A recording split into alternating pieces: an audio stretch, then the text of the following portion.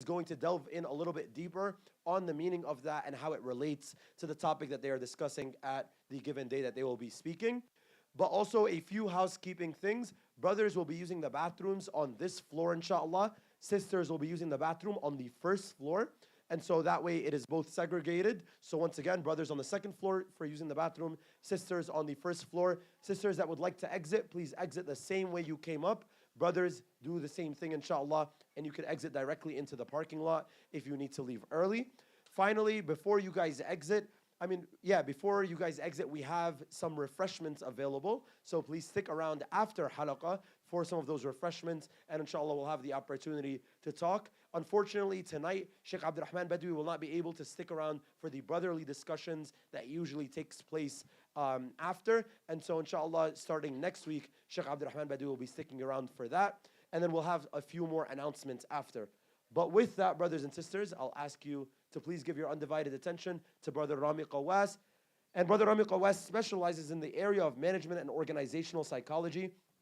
He currently serves as the executive director and the trainer for Oak Tree Institute, a leadership consulting organization for nonprofits.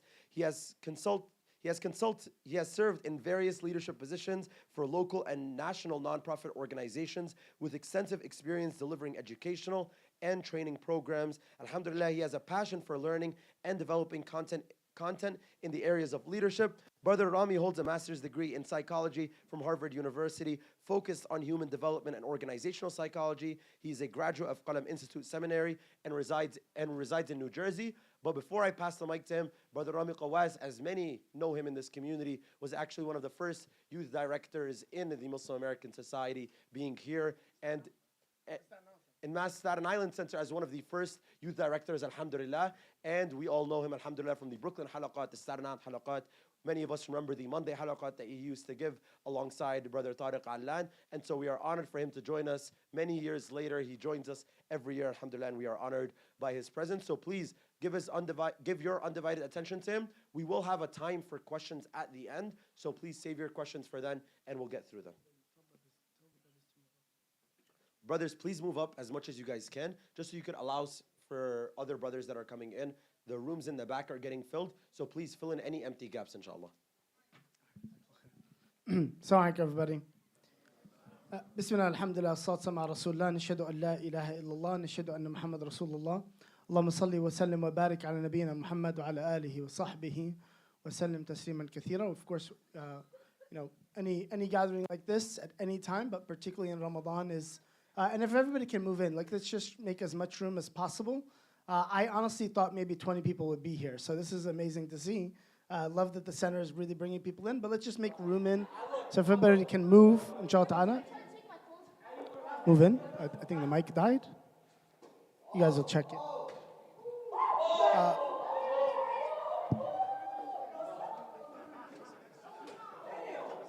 Is it working? It's not working, right?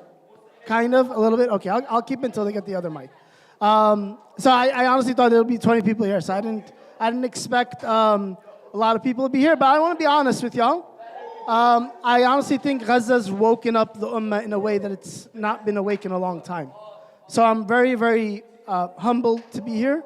I think all of us should take like 2-3 seconds to renew our intentions. It's not just an important time for the ummah, it's an important time for us individually in Ramadan. It's the most blessed time of the year. It's the most important time to seek Allah's mercy. It's the best time. Ramadan is the best version of yourself you will ever be throughout the year. The best you all year is right now. And every day forward in Ramadan is a better you. Unfortunately, when Ramadan leaves, there's a fall off, but that's okay. But right now, we're the best version of ourselves. So it's important to just take a moment to reset your intentions, renew your intentions before we begin, inshallah. I'll do the same.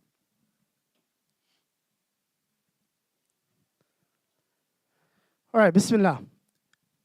A lot of things I want to kind of talk about and get to today, given, of course, love the theme of victors, not victims.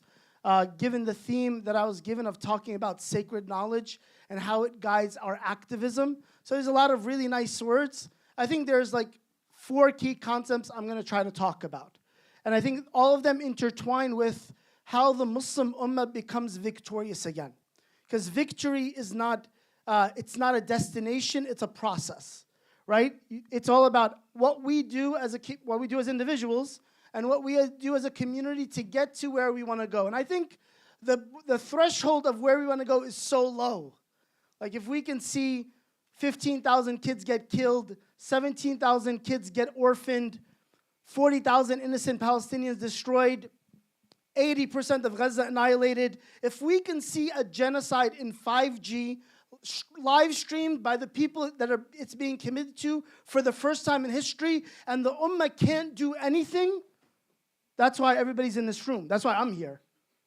Because something needs to drastically change. Something needs to shift. And that shift, inshallah, in my opinion, that path to victory, I think there's 4 things that I'm going to try to talk about that Allah Azza wa Jalla and the Prophet ﷺ tell us about what is true victory in this life. And of course, in the next life. So the first story, and it ties very strongly to the story of why Ramadan is important. It ties to the story of why we're here in a special night and a special time. And that story actually starts with the beginning of creation. If you go back to the origin of the reason, if you always go back to the why something happens, it's much easier to figure out everything else that comes after it. The how, the what, the why, the where, the when. If we understand really well the why, it died again, but it's okay. If we understand the why did Allah create humans? Why did He create us? The story is very clear in the first chapter of the Quran. Allah Azza wa Jal begins somewhere early on in Surah Al-Baqarah. He makes it very clear why humans were created. And it's honestly not what we normally would say, because what's the normal answer of why humans were created? Like as a Muslim, what's your first thought? Why were you created? Everybody says to worship Allah, right? That's the first thing. Every single person says to worship Allah, which is of course it's true. We were not created for any other purpose. But Allah didn't say that's the purpose.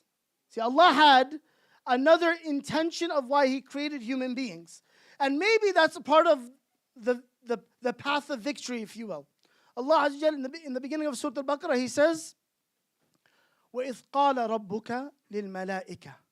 When Allah decided to give a detailed plan to the only great creation at the time, the most perfect worshippers of Allah. They were the angels. No one worships Allah better than the angels, because they do it all the time, relentlessly, non-stop. So they're the best worshippers of Allah. Allah goes to the best worshippers and He says, إِنِّي جَاعِلٌ فِي الْأَرْضِ خَلِيفَةً. We've all kind of heard this verse. I talk about this verse a lot. But it's really important to set the stage. I have decided to initiate a project on earth called what? A Khalifa. Step 1 of understanding victory is understanding that we are khulafa. Step number 1. Allah didn't create, Allah could have said, Inni ja'alun fil ard abdan. Allah could have said what we all said, right? I'm here to worship Allah. But Allah didn't say He wants your worship. What did Allah say He wants us to be before He even created us? What's the job description? Khalifa is an important word. We got to unpack the word a little bit. What is the word on this side? Because usually the sisters can't be khulafa, right? Al-khilafa, good. So it means a khilafa, but what does that actually mean? What does the word khalifa mean? It could, very good. There's a few root definitions of it. And of course, I'm not an Arabic expert. Y'all could talk to the Arabic experts about it. But a few kind of like things that I unpacked and learned that scholars talked about. One of them is this succession. فَخَلَفَ مِن بَعْدِهِمْ خَلْفٌ. That human beings, our job in life is to make sure we continue. Right? Your DNA continues. Your prodigy continue. So there's an inherent part, particularly you get older. I'm not that old, but you get older like me. You start realizing, man, and I've been thinking about this a lot lately because of all the death that we've seen. Like, what is life and when is death? And what does my death actually mean when it happens? Will it make any impact on anything? And then I asked myself, like, okay, I'm 36. I'm going to be 40 soon. I only got until 60. I'm not going to be like Biden, barely being a mummy walking around trying to fake it to make it, right? And no shade, no stereotypes of old Arab or old Muslims, but we wither away, right? Most of the time when we get old, right? There's no strong, and this is something to think about when it comes to victory, like an 80-year-old can be president, we wither away by 60. There actually needs to be a shift of mindset of what strength is, but that's a side conversation. Like, I'm just going to die. And what does my life actually mean? What does every moment of my life, what does it mean? Okay, I'm here. Like, I hope I see my grandkids. I hope that they're good. I hope that, I could get by with my kids. Like, that's my only hopes. I hope I leave them some money. I hope I could get them through college. Like, what are my intentions?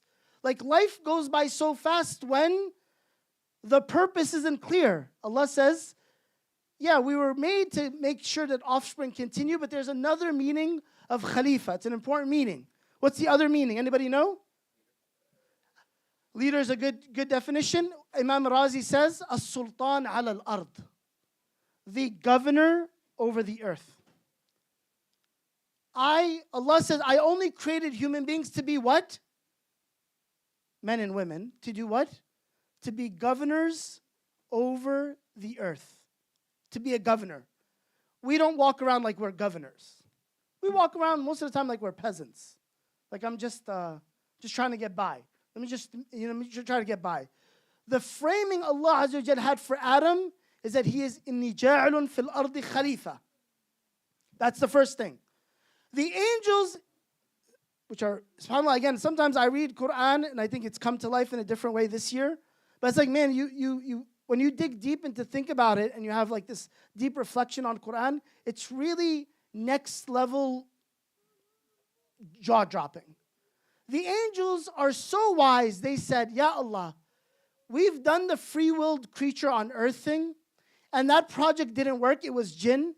And all they did was, eventually all humans become so selfish that Allah, as the angel said, أَتَجْعَلُ فِيهَا مَن يُفْسِدُ فِيهَا. Do you want to put on earth something that will spread so much evil? There'll be evil. They'll spread evil. And then that evil will cause وَيَسْفِقُ الدِّمَاء. And they will spread so much blood on earth. Like the inherent nature of humans, when it's not godly, is that we become beastly, animals, right? Allah makes that analogy all the time. If you're not a khalifa, you're a kharoof, if you're for the Arabi people, right? If you're not aspiring to be what God created you to be, you naturally become the apes that we didn't evolve from, but everybody says it, so it actually becomes the default truth. You understand? So and what that does is that we just kill each other. We just see death and destruction, and it doesn't mean anything. So Allah Azza wa Jalla tells us to make this shift. Number one, there has to be a clear reason of why you're here. The job description that you put on your LinkedIn profile is Khalifa. That's what Allah told us. That's the role that Allah wants us to play. And that's, subhanAllah, it's a very profound shift. And I'll tell you why. Because I think sometimes as Muslims what does this mean that I am becoming a Khalifa? So what is that? What is Allah telling me? He's telling me that I am responsible for everything that happens to me and around me. Let me say it again. You are responsible to everything that happens to you and around you. Like everything that you can influence and control, you are directly responsible to govern that. There's no ifs, ands, or buts about it. So the first generation of Muslims, when they understood this mindset that, hey, we're supposed to be a Khalifa, they did certain things with that. And I'll talk about that in a moment. But the Khalifa, if you will, like when Allah created Adam, this is like the physical hardware. If you ever, I do silly, stupid analogies sometimes, so bear with me, all right? So if you can imagine like, you have this amazing device, there's a hardware that's phenomenal and there's a software that's phenomenal, right? The hardware is the chips, the gadgets, and the screen, the glass, all the minerals. But then it actually does something with the software. Hardware by itself is not good enough. So when Allah Azza wa Jal created Adam, and of course Adam was, the whole story, I won't go through all the details. Allah created Adam. Adam, alayhi salam, automatically all the angels prostrated to him because he's not just the abd. The angels are abd.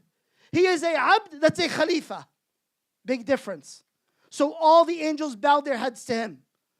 When Allah Azza wa Jal took Adam and put him on earth, there was something that happened, which is interestingly tied to the Quran really quickly. This is how it ties to the Quran.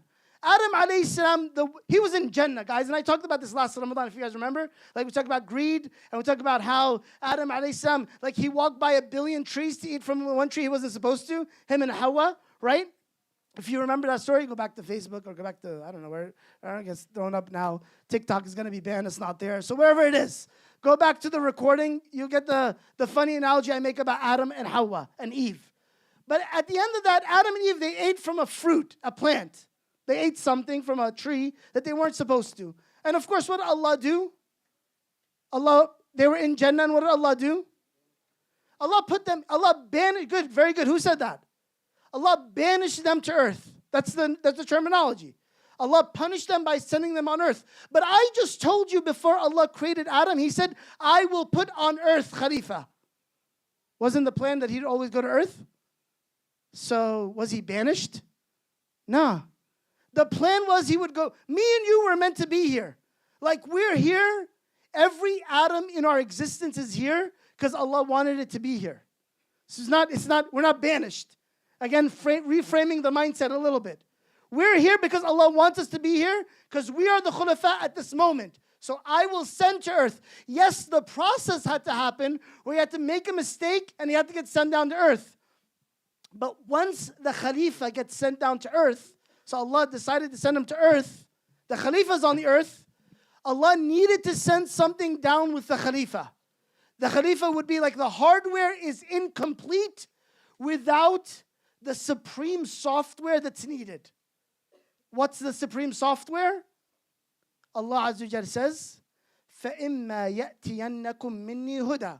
O humans, when you go down to earth, I planned for you to be there. I want you to be there. You're going to be the governors of this earth when I send you there. And there's one condition. There's one caveat. What makes the, silly analogy? Again, corny jokes, just laugh. But why am I the kharuf or the khalifa? Like, what's the difference? Well, it's the software that's needed. The software is فَإِمَّا يَأْتِيَنَّكُم مِّنِّي هُدًى فَمَنْ تَبِعَ هُدَايَ فَلَا خَوْفٌ عَلَيْهِمْ وَلَا هُمْ يَحْزَنُونَ. When I send down, the Khalifa comes down to earth, something else has got to come down with it. It's the guidance. It's God's rules of how to be the most phenomenal Khalifas on earth. Allah has to send the software that would make the person become transformative. I know Transformers is some sick car fanatics shit movies, but it's actually the job description, in my opinion, of Khalifa. My translation of Khalifa is transformer. If you want to ask me, I know no offense to the classical Arabic scriptures and scholars. It's the transformer. It's the governor with the guidance that transforms the earth. That's the main job description. Not the electrical engineer, not that I got 5 degrees or I got no degrees or I'm a business person or I'm just on Facebook to run funnels or ads or something, right? It's like, no, that's the job description. It's very clear. Guidance, the governor with the guidance becomes transformative. Interesting tie to Ramadan. Right? I'm like, why am I saying this? And what's the point of it? How does it tie to Ramadan? Ramadan is the month where both of them come together.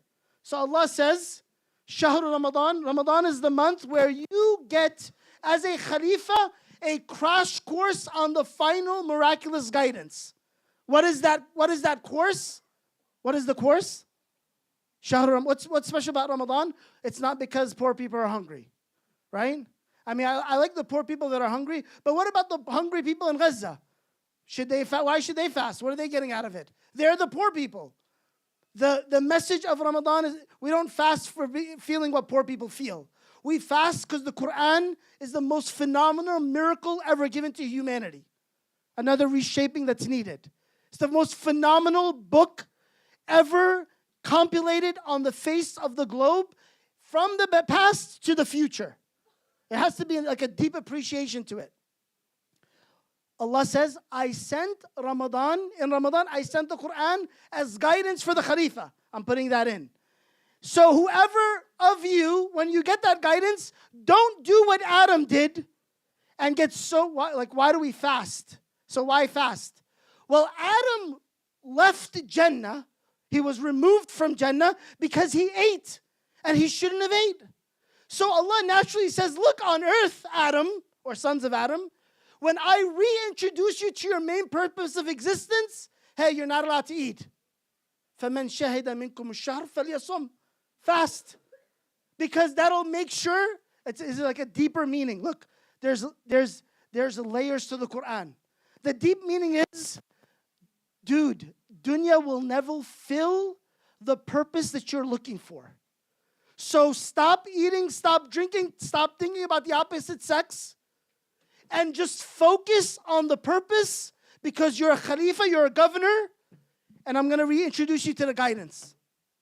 That's what Ramadan's about. Simple, is clear. Next time you're debating, for those in college, I used to love debating with professors in college, right? I used to love it.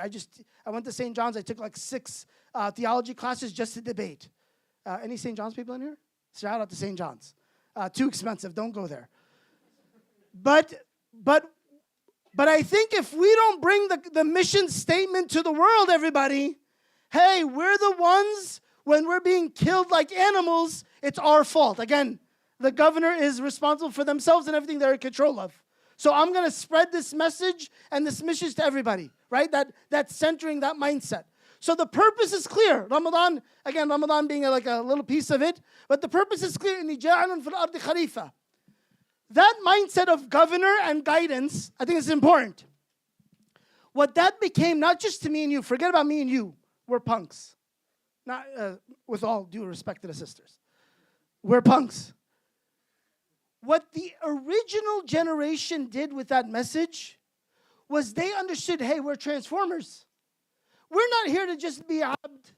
I'm not here to just hey, I'm just trying to live my life, just trying to hustle, just trying to get by, just trying to watch all these entrepreneurial. I love the rich white man on TikTok that tells me life is, live your own life, live your dreams. I get a lot of those in my algo. I don't know if anybody else has those, right? The fake bravado of some white man telling you how you should be successful and be set up with all the great things in this world. And if you just buy his course, your life will change. You guys know that story? Okay, yeah. You know that nonsense? If you think about the way the early Muslims understood the Quran and this message, governor and guidance, they said to themselves, we're here to be victors. We're here to transform. And actually, subhanAllah, when they took the message, if you think about it, and I'll do this really quickly. I can do this really quickly because second lesson I want to get. So number 1 lesson is really understand why we're here. Second, really quickly. Once you truly understand why we're here, the framing that Allah Azza wa Jalla gives us, like this transformative message, it becomes a historic moment in time. It becomes historic. Because the companions of the Prophet ﷺ, they weren't educated like me and you. As a matter of fact, if you think about the time that the quick history lesson. You had Persians and Romans that were the 2 superpowers of the earth. They pretty much controlled the entire globe. If you wanted to send a final messenger, I would think, and you wanted him to be the prophet for the rest of time, wouldn't you send him to a very powerful elite family? Because then, from that position of power, the message could disseminate across the world. It would make sense to me. The last place I would think is not any of the superpowers, not the African empires, not the Roman, not the Persian, not even the Chinese that were fairly powerful. He sent it, Allah decided to send the final message to a man in the middle of a desert, in the middle of a mountain, that couldn't even read and write, and he was given the best book ever. Like, it's as if Allah's like, look, I'm going to make this as hard, as like a miracle, like I'm going to make it as humanly hard as possible so that it can be just truly as miraculous as the world has ever seen. I'm going to send it to a man who didn't know how to write, the greatest book ever. And Allah, when Allah did that, when Allah sent it to the Prophet ﷺ in the middle, of course in Ramadan, right? The theme of Ramadan. When Allah did that, it's interesting what happened. The Prophet ﷺ for 13 years, he couldn't break through with his town. Then he had to leave. For the first 5 years, there was endless war for him just to live, just for the Muslims to exist. Endless wars. After the 5th year, they had a little bit of a truce, a peace agreement. That lasted for about 2 years. And then the Prophet ﷺ goes to Hajjat al-Wada. Interesting what happened. The Prophet went from making hijrah with about 120 companions to making Hajj with over 100,000. So Islam, what did Islam do? What is 100 to 100,000 for the great mathematicians in the room? If there are any. What is that multiplication effect? How much? 100-fold? Times 1,000. Yes? Is that correct? Just add the O's, guys. I think there's a math teacher in here. I think I see my daughter's math teacher in here. So it's like, yeah, just add the zeros at the very end. So what happens is, Islam goes from 100 to 100,000. You would think, man, it's all good. Everything is great, right? As soon as the Prophet ﷺ dies, everybody leaves Islam. Other than 3 cities. Mecca, which had been fighting him for 23 years. 22 years until his death, right? The year and a half before his death. Ta'if, which had been fighting the Prophet more than Mecca even. And the only city that remained was where?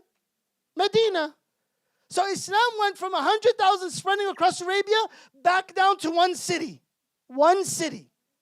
This is the 10th year, the first year the Prophet died. I'm not even going to go through the whole history. But from that moment where Abu Bakr came to power, and it's only 1 city, Islam in 100 years got to the end of Africa from that moment. From that moment, Islam in about 90 years, less than 100 years. It went from 1 city in Medina to spreading from the tip of Africa all the way to India in 90 years. So historians kind of read the growth of civilizations, and they say, the Romans took thousands of years. They took hundreds of years to elevate to power. The Persians, they ruled for a long time, but it takes hundreds of years. Like any country would take, even the United States of America, took about 100 to 200 years before it got to its peak.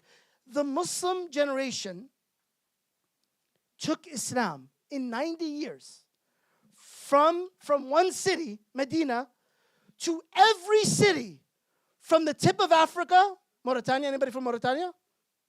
From the tips of Mauritania all the way to the outskirts of India in 90 years. It wasn't because they thought, by the way, did they have drones and quadcopters and nuclear bombs? No. Did they have vast technology and this amazing education system? No. Did they have this wealth of economy and they came up with some new invention like the printing press or something that revolutionized the day? No. All they had was, what was all they had? All they had was the Quran. All they had was the mindset that we are governors and we have guidance. That's all they had. And interestingly enough, the historians say the greatest miracle of the Prophet ﷺ is that the Quran was sent to him, and those people were كانوا يرعوا إبل وغنم. They were shepherds of sheep and camel. We would consider that maybe today like, the people that work at the back of the store, back of any store, restaurant, deli, people that work at the back of the store. You'd be like, man, that's the easiest, that's whatever, no education, nothing needed, just like you're just there. The people that work at the back of the store, they were like the shepherds back in the day, just living their life. And then they came, the scholar says, then they became Sadat al-Shu'ub al-Umam. They became the governors and the leaders of the world. Simply because of what? They understood purpose, and they understood that there's guidance that transforms them. That mindset by itself allowed the Muslim community to be خَيْرَ أُمَّةٍ أُخْرِجَتْ لِلنَّاسِ. That's why Allah said, you're the best people to ever come out to lead people. You're the best generation. You're the best leaders ever. You're the best ummah ever. Simply because this mindset, this belief, is what brought them to that height. And interestingly enough, the Muslim civilization from that one city in Medina, it didn't just go across the globe. It lasted for over 400 years. 1,400 years. 1,400 years. It kept that might, of course, ups and downs, but the civilization withheld its identity and was able to be the juggernaut on earth for about 1,400 years. What did the decline happen? That's my third part of the story. Why was there a decline? So understanding purpose gets us to the starting point of victory. Understanding this unbelievable, miraculous growth, this early generation, what they did with that growth. When they understood the Quran is transformative, they're transformers. They took it, they spread this over the globe, they became the juggernauts of the earth. How did we get to rock bottom? By the way, I think most people say, as far as I've heard, rock bottom for the Muslim ummah was when the Khilafah ended. Anybody heard that before? Which was with the fall of the Ottomans around 1915, 1960, right? Really, World War I is when the Khilafah ended. Anybody heard that before? And I actually don't think that's the bottom. I think the bottom is, I'm not a historian, but it's close to the bottom. Maybe it's not the bottom, but we're still close to the bottom. The reality of an ummah, of Muhammad sallallahu alaihi wasallam, of these unbelievable transformers. By the way, we're not 100,000 anymore. We're not one city or 100,000, right? We're what? 2 billion. 2 billion around the world. From Indonesia all the way to Chile, you will find Muslims. 2 billion. I think rock bottom is when 2 billion see a genocide happening to their people, them starving, them slaughtered, them destroyed, houses, homes, 15,000 children annihilated, and then we can barely get a cup of water in for people to drink. I actually think this is close to rock bottom. Like, what else? So where else was there rock bottom? When else did the ummah have genocide in this fashion? And obviously there's been massacres in the ummah before, but that it's live streamed to 2 billion Muslims. That's never happened before. Like, people used to hear about the massacres of the Crusaders. Like, they used to slaughter Muslims. And Muslims just used to hear the stories of it, right? They never saw it. You never saw it. Even until, subhanAllah, I was listening as I was coming here. You know, similar slaughter happened to the Palestinians 1982. By the way, really important. I've spent the past 6 months just knowing who I am.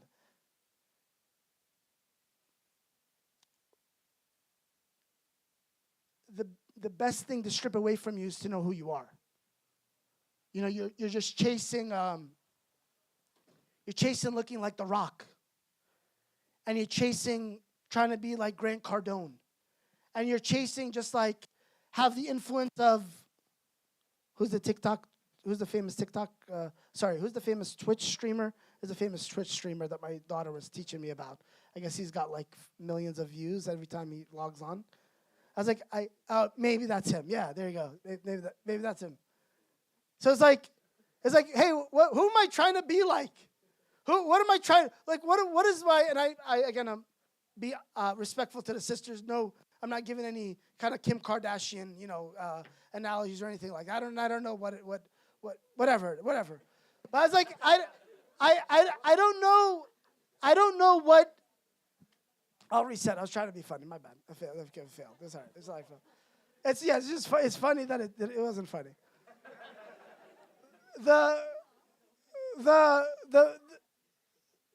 If they strip who you are, if you don't know who you are, and you spend all your time trying to be somebody you're not, it's the best thing. I'm saying that like as a Palestinian. About 6 months ago, man, I didn't know.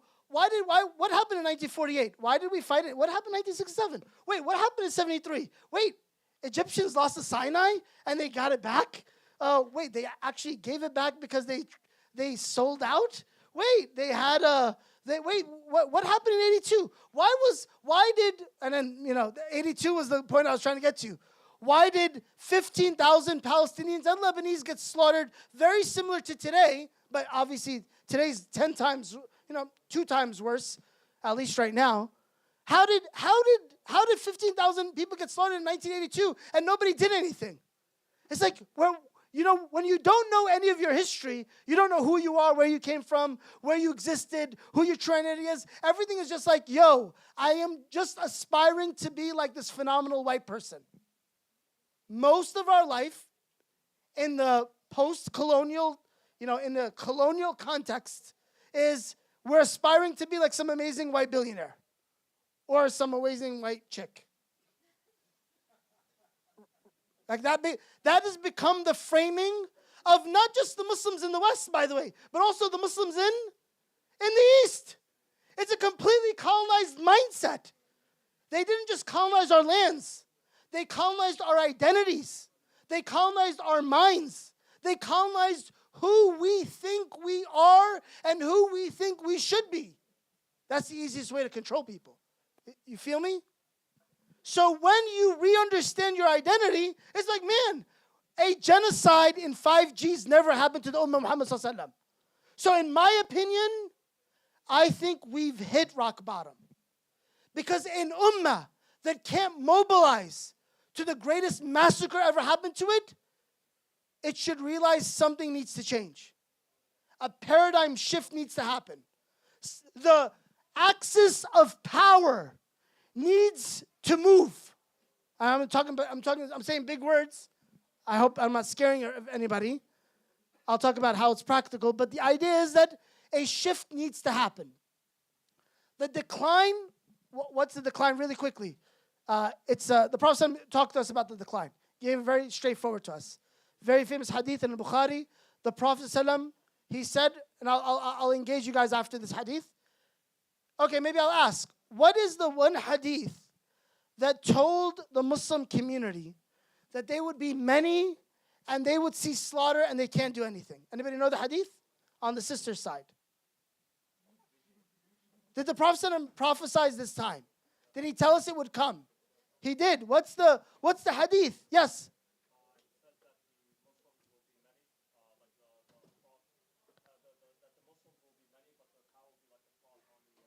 Very good. The Prophet was sitting like in a halaqah like this. Imagine. Just rewind 1400 and some years ago. He's sitting with the companions. He used to talk to them all the time. He used to give them visions of the future. One day he sat down and he said, a day will come where nations will come together and they will invite each other to your slaughter like they invite each other to dinner. Like, how you invite people if and everybody sits and eats?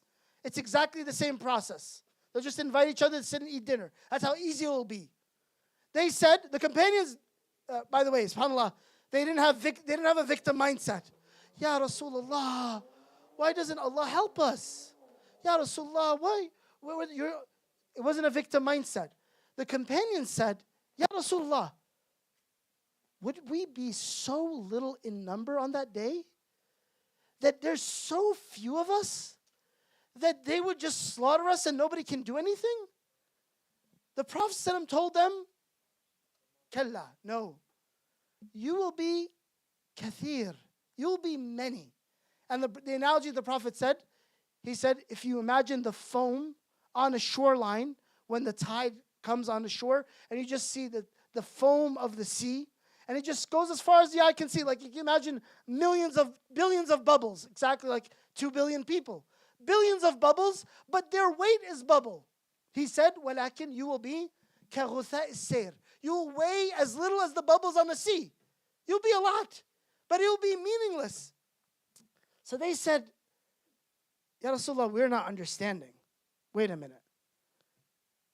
We would be many, and we would be killed, and we would have the weight of bubbles? Like we would be worthless in weight? They said, Ya Rasulullah, why? What happened to us? The Prophet said, لَأَنَّ أَصَابَكُمُ الْوَهْنِ. The Prophet said, why? They asked the Prophet why. He said, because a disease has inflicted your hearts. simply, I'm paraphrasing the hadith.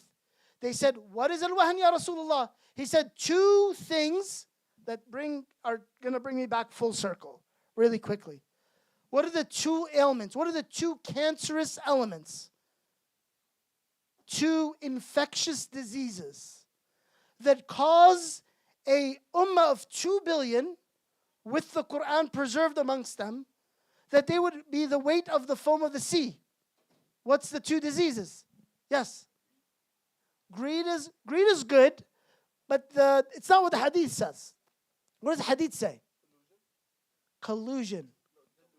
Delusion is good, but that's not what the hadith says. But these are like meanings we'll get out of it. Actually, I want to talk about that.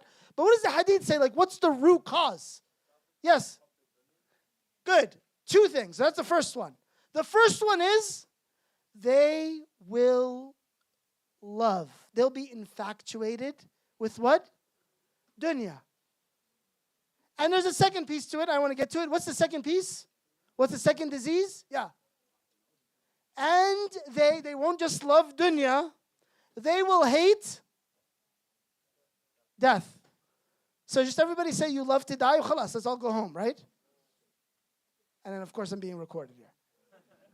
I don't care. We don't care about the Zayos anymore. It's a war of minds and words, and it doesn't matter anymore. But it's a war of hearts and minds, and we don't care. The battle is of words for sure. We're intentionally saying these words.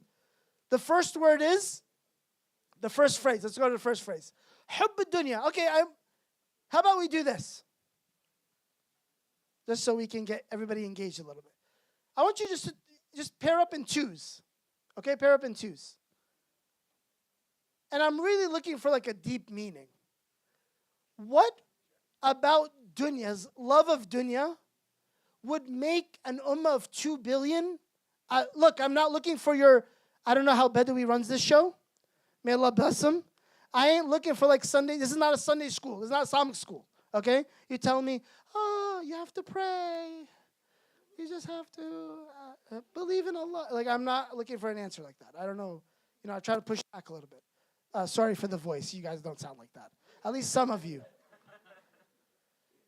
I want a really deep meaning of what would be cancerous that would inflict an ummah of 2 billion to the point that love of dunya, like what does love of dunya mean that it can be so cancerous to make 2 billion people seem insignificant? That's the question. What is it about love of dunya that would make 2 billion people insignificant in weight? Talk to up here, like pair up into twos. And I'm going to just try to see, like, I'm looking for like the deepest answer. So go ahead, take 2 minutes and answer that question.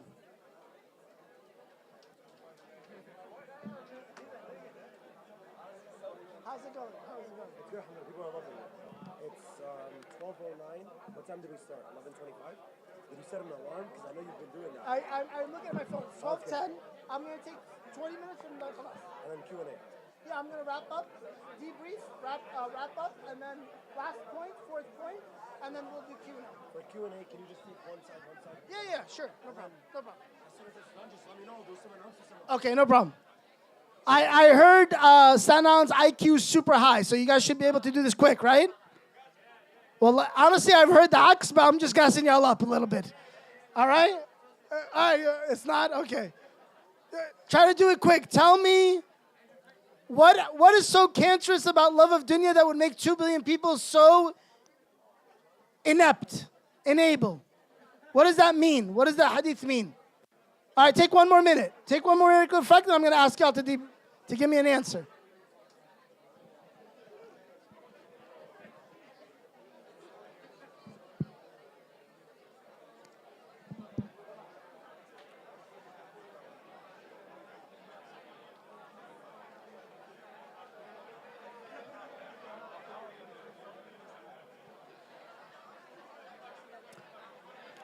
All right. If everybody's leaving, by the way, we're gonna finish in literally 20 minutes, like 19 minutes.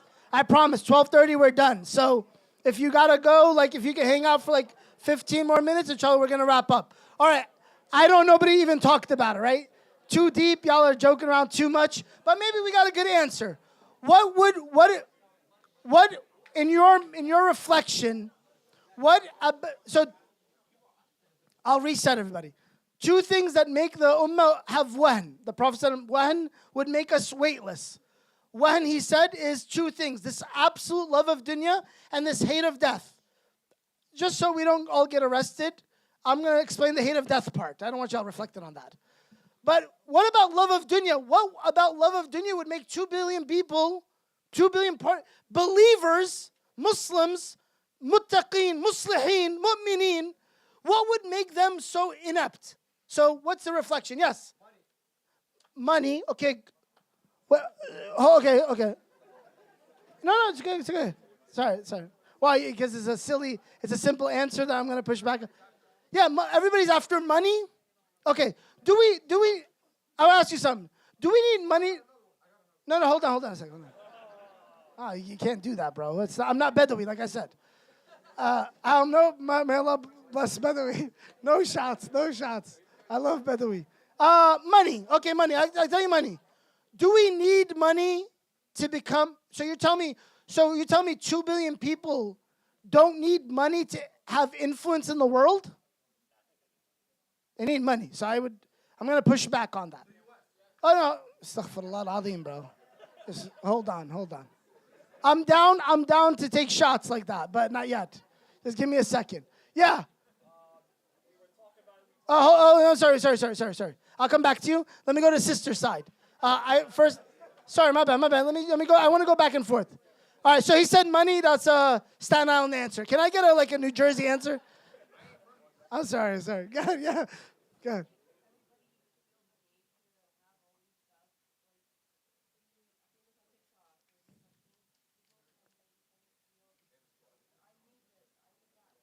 Okay, so she's saying being obsessed with needing to have things. Kind of like hyper-materialism. I need to have a car, I need to have a house, I need to have fame. Like this obsession of need. I like that. That's a good answer. Definitely, rising up. Good answer. Just take some different hands. Go ahead, Akhi. Being divided, being so divided. Okay, but how does love of dunya make us divided? Okay. Okay, so you're saying love of dunya divides us? That's your premise is, okay, oh, mashallah. He's got some groupies in the house over here. Mashallah. All right. That's from Brooklyn. Okay. I'm from Brooklyn too, so yeah, we always roll with the crew. That usually runs away when the fight starts. So, no offense to Brooklyn. So he's saying, no, it's a good point. He's saying we're divided, loving dunya divides us, probably spiritually and physically. I think that's a good answer. I like that answer. Sister, right there.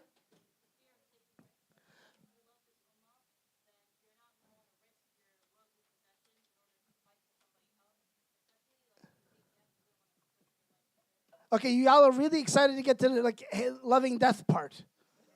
So I'm with you, but what about loving dunya is the cancerous element? The Prophet simply said they love dunya. What is so cancerous about that? What is the cancerous part of that makes 2 billion inept? Yes.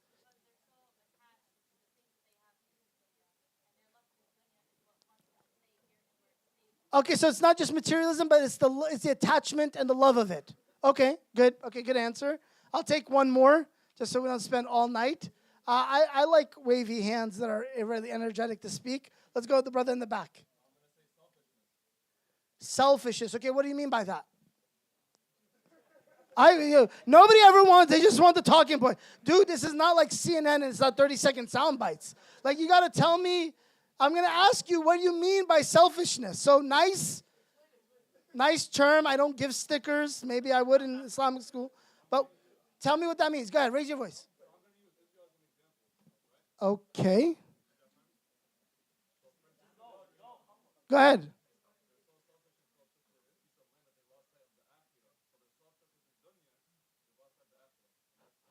But how is the ummah, how is what the Prophet said, hubb dunya?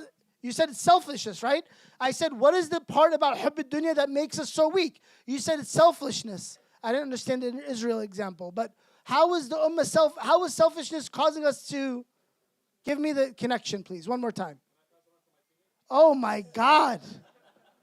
No, you can't do that. No, you cannot do that. That's a failed grade. I'll move on to the last one from the sisters, because sisters, y'all are holding it down, mashallah. I guess the IQ is there's a barrier of gender when it comes to IQ. Sister, right, go ahead, sister. Guys, give me a second. I'll repeat what she's saying. Okay. Okay.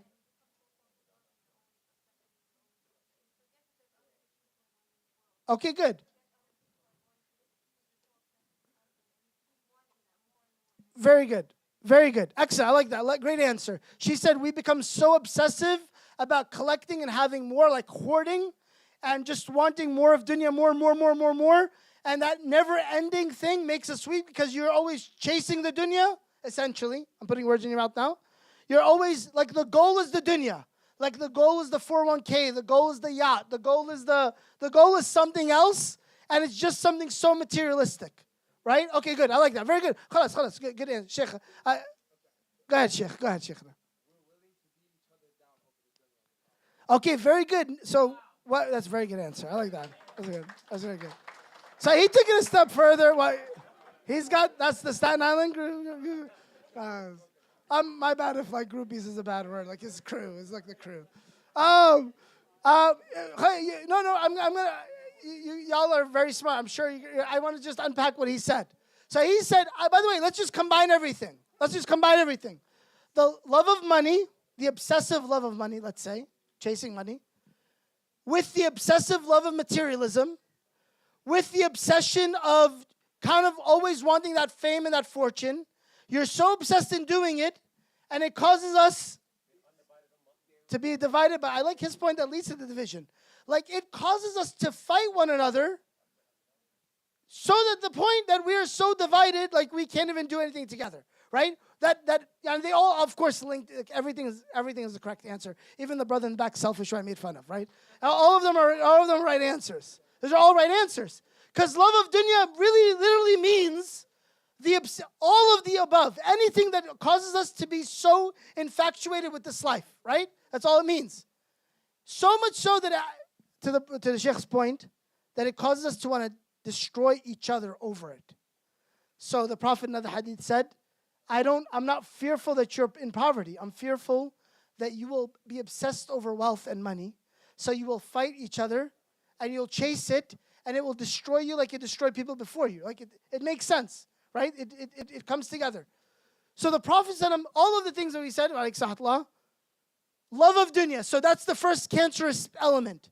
The second one, really quickly, naturally when you're so obsessed in this dunya, there's a natural hate for what?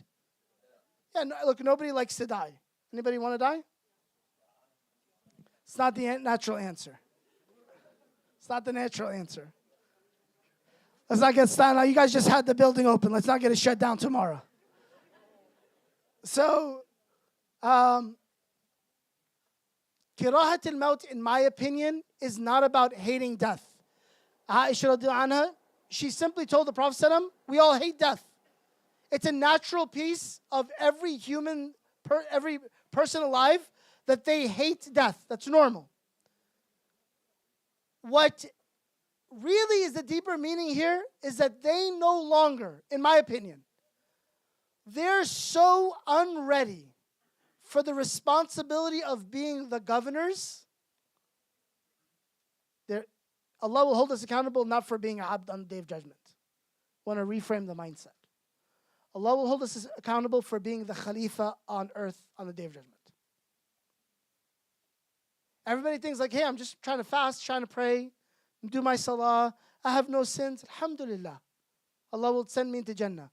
That's not the wiring. The wiring is there's an expectation of what you become. Inni ja'ilun fil ardi khalifa. And you know when there's high standards, When somebody has high standards, they have high accountability to themselves and others. High standards, high measures of success require high levels of accountability. On the Day of Judgment, Allah will not judge the ummah of Muhammad ﷺ like every other ummah. Let's start there. Khayra ummah does not get judged like every other ummah. And on top of that, Khayr Rasul, the greatest messenger to ever come, that we follow, it's not just, yeah, by the way, you're judged like everybody other human. The standard for the Ummah Muhammad ﷺ is inni ja'ilun fil ardi khalifa. And I didn't send them any guidance. I sent them huda linnas wa bayyinat min al-huda wal furqan. I sent them the greatest guidance. So the accountability will be super high. And so, in my opinion, they're afraid of that accountability. Like, we're afraid. Why would I be afraid of death? If I'm a good person and I did my salah and I came to MAS Staten Island all the time and I sat and listened to all of Sheikh Badawi's talks and I went to my school and I had my kids and I did it all. Like, I did everything. I'm a good person. I'm not afraid to die. But it's really to the accountability of not what we think are the goals. It's what Allah expects the goals to be. Allah Azza wa Jalla expects that we are the governors over the earth. Allah expects that we transform the earth. That's the expectation. So in my opinion, kirahatil maut means they hate for the accountability of what they didn't do in this world. So they're obsessed over all the stuff in the dunya, and they hate that they didn't change the dunya the way they were supposed to. So they hate to meet Allah and say, oh my God, 15,000 kids died, Ya Allah. Do we think the 2 billion, I don't want to shame anybody. Do y'all think Allah's not going to ask us about 40,000 people being slaughtered and nobody doing anything about it? Wallahi, every single one of us, not to shame, every single one of us will be asked what we did for Gaza. Every single believer that's alive seeing it will be asked by Allah on the Day of Judgment what we did for Gaza. No doubt about it. Because Allah didn't send me to be a abd. Just pray and worship and do Ramadan and die. Allah sent me, inni ja'ilun fil ardi khalifa. It's a different accountability. So Allah will ask me, what did you do? And He will ask you, what did you do? And every one of us has to, well, now I'm afraid of death. Now, man, I don't want to die now. Now, I haven't done much. I haven't done anything. I've actually been so distracted. I've been so deluded. I've been so, I don't know, I got caught up in, Rami, I got new rims on my car, bro. I've been trying to upgrade my house, brother. I've been trying to get my kids through college. I've been trying to raise my children. I've been just trying to be a good hijabi on campus. Why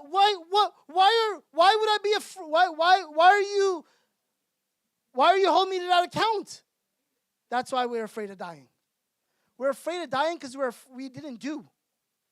And we didn't do, you're afraid to meet the one that will hold you accountable for what we didn't do. The mindset needs to shift. So I said it's a framing problem. We need to understand our purpose. We need to understand the glory of our history. And we need to understand why the downfall. It's very simple. It's black and white. This Ramadan is like a reorientation to that. I said there's 4 parts, right? I mentioned each of the 3. But let me give you all the good news. Because the good news is the 4th part. The 4th part is Allah doesn't care about if we, let me try to frame this right. Allah does not care about the success. He cares about the effort. Jazakallah khair, akhi. Allah only cares. Allah does not judge, did you free Palestine? That's not what we're going to Allah accountable for on the Day of Judgment. My job is not to go to Allah on the Day of Judgment and say, I didn't free Palestine. My job is to say, Ya Allah, we moved not just freeing Palestine, but freeing the Ummah and reuniting the glory and bringing back the glory of the Ummah one step. That's what my generation did. We lived and we died to move the Ummah one step. Next generation comes, one step. Generation after that, one step. Our job is not the, oh my God, the ultimate banners, and it's not my job. We can envision that. We can hope for that. My job is, I did my part on earth to transform everything around me. The ummah in the east and the ummah in the west. This is an ummah. The United States is an ummah. The Muslim community growing in the, I believe, the Muslim community in the U.S. more likely to bring the ummah forward one step than the ummah in the east, in my opinion. With the amount of freedom of dawah, with these massive institutions, we can now, I mean, it's pretty sick, but you can ask AI to give you manuscripts of hadith that people used to travel for months on a donkey to get one sentence. Like you can just get it just buzzed out for you. It's insane the opportunities Allah Azza wa Jal gave us. So it's like our job to say, the good point is, what the Prophet ﷺ said at the end of times is that there is going to come a generation, at the end of time, there will be a generation that comes that is the pioneer of moving the ummah in the right direction. The Prophet ﷺ, I'll end with this. He says at the end of times, there will be a generation. They have an example. There's a certain characteristic of this generation. He says, alayhi salatu wassalam, لا يضرهم من خذلهم. They will not be moved by those that make them afraid. They won't be afraid of people that say bad words, that threaten them, that accuse them. They won't be afraid that people that are treasonous or hypocrites or cowards, they're not afraid. They're not afraid when all the people seem to be gathering against them. They're not afraid. There's an ummah, there's a ta'ifah at the end of time that will come. That they're not afraid of all the surrounding conspiracy theorists, or conspirers is the word, around them. لا يضرهم من خذلهم. They're not afraid of all of them. They will, as the Prophet said, they'll be steadfast on faith. Again, they're governors that understand the guidance. And they will be, as the Prophet said, they will be constantly fighting for the advancement and the freedom, not just of the ummah, by the way, of the entire world. Bringing Islam and the glory of Islam to the entire world, so much so, as the Prophet said, we all know, that Islam, I think Islam is, by the way, Little John accepted Islam today. I don't know if anybody saw that on Twitter. People are, guys, more white, I don't want to, I'm going to do it for the sisters, but I'll do it for the brothers. I guarantee you, more white suburb girls on TikTok have been reading the Quran than maybe more me and you the past 6 months. More people have been moved and flooding, running to guidance than Muslims that have been guided for years and years. It's this, I mean, of course, you know, Sean King, Little John, all like you see this flood. People we know, and honestly, you guys talk to some revert, like people you don't even know. People are coming in waves to Islam. The Prophet said at the end of time, this ummah, this generation, this group, they will be not afraid of anything that's happening around them, and they will spread the light. So much so that the light of Islam will spread into every single space, nook and cranny of the earth. That's what the Prophet promised. So the glory days are coming. You just have to be willing to be the generation that moves one step forward. Of course, rewind it all. Understand our purpose. I'm the governor seeking guidance to transform the earth. I have to have the right framing and purpose. Second, I got to understand the amazing history, not just of my ummah, but even of myself, my family. What all the great things. I mean, my parents are Palestinian refugees. I barely know anything about what happened to my grandparents. You rarely ask. Now I ask. Like, man, what happened? What happened in 48? What happened in 30s? What happened in why are we where we were? Like, it's important for you to know your identity, know your history. It's important for you to know more about yourself than anybody else. That's a part of your trajectory of bringing the ummah up. The downfall. The Prophet was very clear. Look, dunya, don't be obsessed over it. Look, dunya, and I want to say this very quickly. We own and possess and control dunya, and we prepare ourselves for the account of the akhirah. It's the only way you eliminate the cancer. What's the chemotherapy for the cancer of when? That we say, I am not trying to go after materialism. I'm trying to go after power, influence. I'm trying to bring good to the earth. I'm okay with good money. The Prophet said halal money is really good. نعم المال الصالح للرجل الصالح. Mad money is amazing for an amazing believer. So money is not a problem. As long as you know how to control it.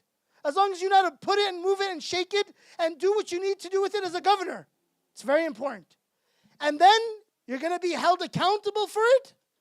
And then finally, we're going to be that generation that moves us. Not, inshallah, I know the chant, shout out to within our lifetime. I know the chant is from the river to the sea, we'll see Palestine free within our lifetime. If it's not within our lifetime, I better make sure our generation and our collective lifetimes moves it one step forward, not one step back. That's the goal. One step forward towards a free Palestine, one step forward towards a free ummah, because the entire ummah needs to be freed, and one step closer to glory and victory for the Muslim world. I think that's the intention that we should have. That, in my opinion, is the sacred path of guidance for the activist. Those 4 key elements. I know we're a little bit over time, right? We're right at 32. If you gotta go, you gotta go. I'm sure it's late. I'm sure it's like you're tired. You may be tired. There's refreshments, alhamdulillah. All right, good. Some dunyawi stuff to hopefully want you to. No, refreshments is good. We'll take some questions. I want to answer. Let's maybe take 4 questions, 2 on each side. I know it's a rant. I apologize for kind of the long rant, but I hope it was some wisdom to kind of give us hope for the future. Yes, Akhi, first question. Yeah. Yes. Yes. Within our lifetime. Oh, for the inshallah ta'ala. Of course.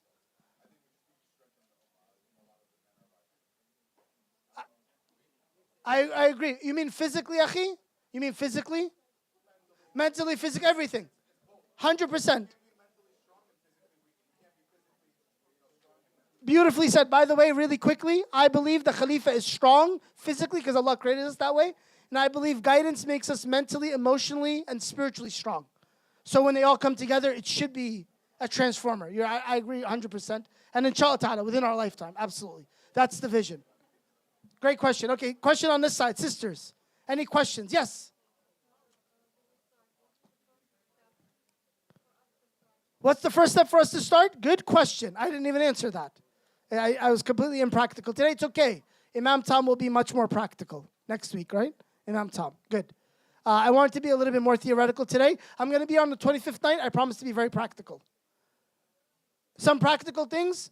How can I be a governor in the earth? How can I govern my life and govern everything around me to please Allah? I think that's the first thing to focus on. Of course, there's spheres of influence. You've got to start with yourself, sure.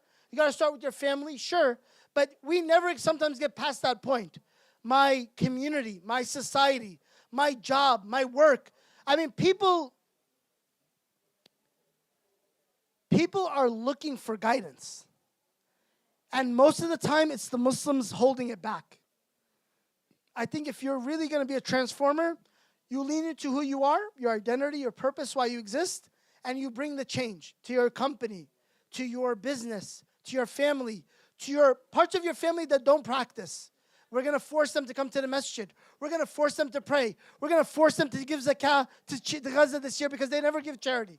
Like there's things that Allah put us all engineered that we're all in places where we have responsibility to govern. So you've got to start there. You got to start with yourself, everything around you, whatever that is, your business, your career, your job, and you've got to bring Allah's light to it. Bring Allah's goodness to it, Allah's justice, Allah's values, Allah's principles, the Quranic messaging, the Quranic framing. People are looking for the guidance. So it's our job just to, I would say practically, just bring it to people, right? I think that's the most important thing. Wallahu alam. Good question. On this side, brother, is a question. Any question? Yes.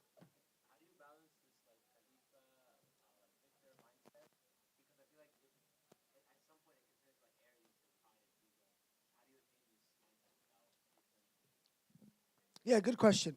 Um,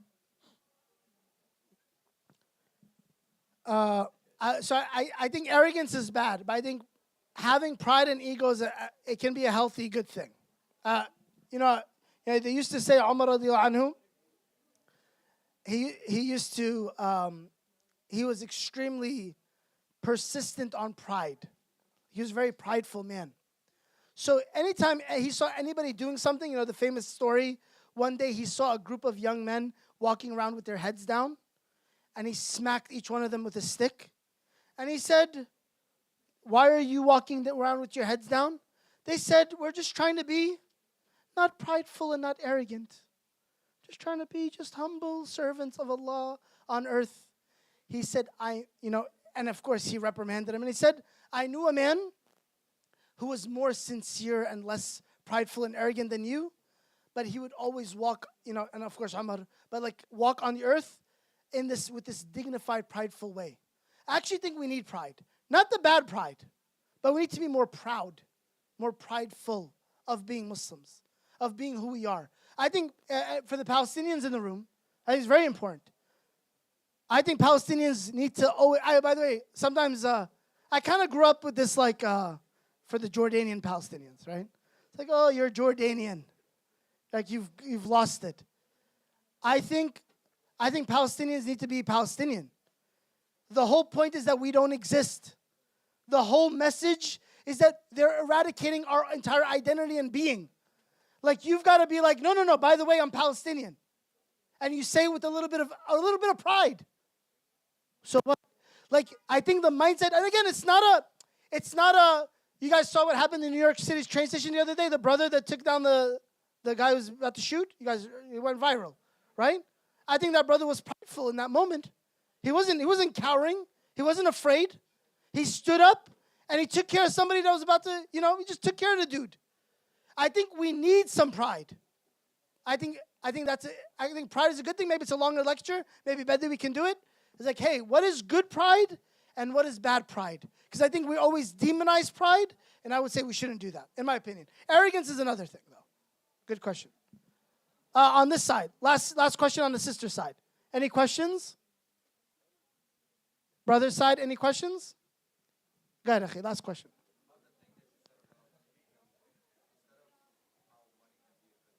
Yeah.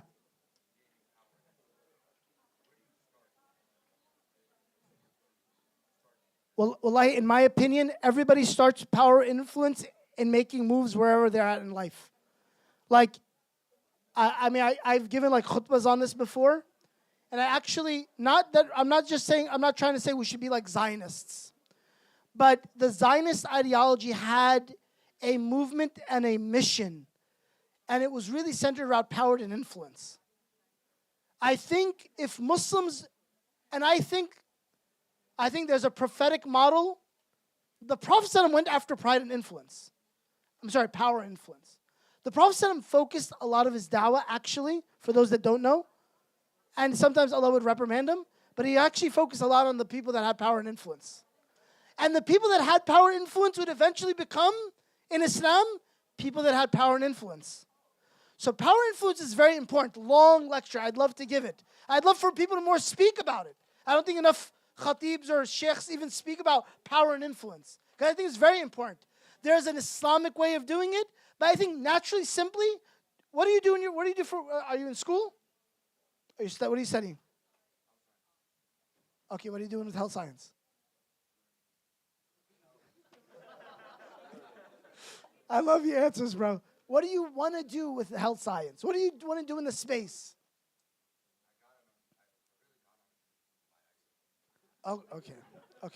No, it's good. It's okay. No, honestly, no. I know they're laughing. Forget them. I appreciate the honesty and the vulnerability. Because a lot of times we don't set up young people to be, success is a loaded word. No. I'm not even mentally, physically, outside of that. Just have power influence in their lives, in their careers. What I was going to say is like, hey, I want to become a doctor. I would say, man, run the hospital. That's my goal. If you're like, hey, I own a business. I see this a lot. Especially y'all that are like, if you have a business, it's like, man, alhamdulillah, business is good. Khalas. It's not like, no. I don't want to just own, I don't want to just own, I don't want to just become a burger spot. I want to become a burger franchise. You know that shift in mindset is like, no, I just don't stop wanting my power and influence to continue. Of course, in halal, it's halal burgers, right? Okay, so it's like, it's halal. But you've got to want, what I'm trying to say is like, look, you've got to be willing to make moves that bring you power and influence, whatever that is. And that's a longer lecture I could talk about. But first it starts by figuring out what you want to do. That's a first step, right? What do I want to do with my life? And then you go after it and try to attain some kind of high-level power and influence. Barakallahu feekum, jazakallahu khairan. Assalamu alaikum wa rahmatullah.